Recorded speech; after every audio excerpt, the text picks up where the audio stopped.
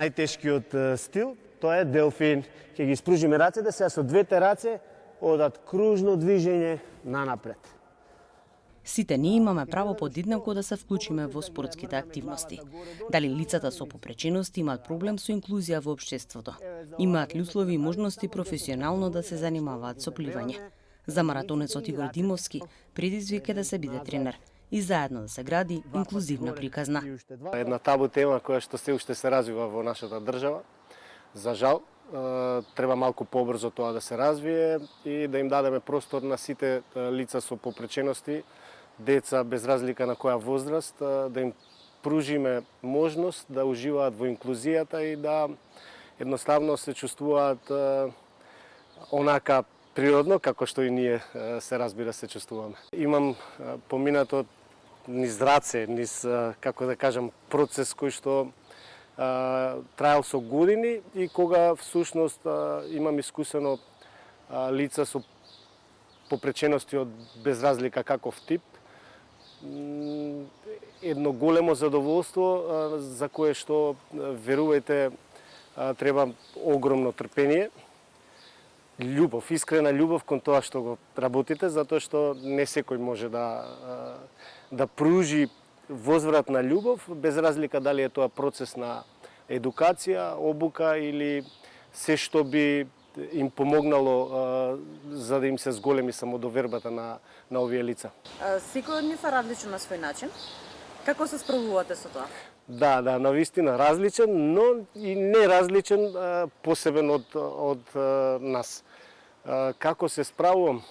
Уживам, верувајте, во тоа што го пружам, за да едноставно они си ги исполнат своите цели, да ги исполнат сите работи кои што си ги замислиле и, како да кажам, едно големо задоволство е во секој случај возврат на љубов кога ќе почувствувате, тогаш знаете дека сте исполниле нешто многу големо за кое што верувам дека оваа држава се уште она задскривно табу тема би требало да го почувствува. Попреченоста не е пречка за да се остварат сите цели кога станува збор за пливањето?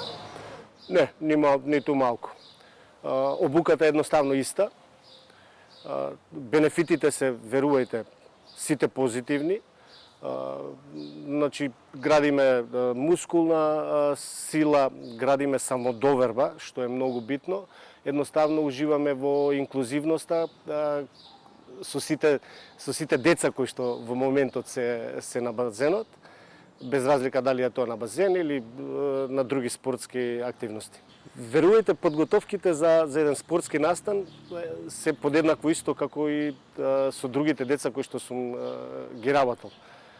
Едноставно, со специјалната Олимпијада на Македонија, веќе сум дел од неа, повеќе од 5 години, и буквално го применувам процесот кој што веќе наназад сум го стекнал со обуки и со разни начини на применување на овие технички вежби за подготовка на еден настап, за кој што верувајте имаме настапи на Олимписки игри.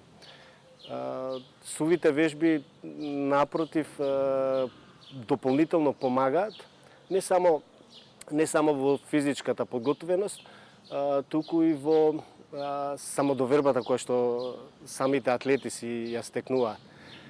А тоа им овозможува да си ги остварат, како што реков и претходно, своите врвни резултати, затоа што сите се стремиме за врвни резултати, и да се покажат во најдобро светло пред сите своји противници, да речам, условно кажано, надпреварувачи кои што доаѓаат од разни држави. Да се создадат онакви совршени услови кои што од искуство сум ги видел кај другите држави, доколку се створи можност да ние работиме, имаме такви услови како што имаат услови и останатите атлети од светот, тогаш ние ќе бидеме уште многу подалеку, ајде да речем, на тронот. Меѓутоа, ќе кажам потоа една анегдота за што е инклузивноста во суштина. Тука ќе се надоврзам на на едно мото кое што интернационалната специјална олимпијада дозволи му на својот ученик да се надпреварува и да победи. Меѓутоа, ако не победи, барем дозволиме да ужива во дејноста што ја прави. Не само во тоа, него да ужива во се она што ние како тренери ќе му пружиме. Да ги научиме да пливаат, да се дружат, да ги научиме на спортскиот начин на живот. Различни, но талентирани. За нив нема никаква пречка во остварување на својот сон да бидат подеднакво успешни во својата спортска приказна, заедно со тренерот кој е нивна безрезервна поддршка. 1, 2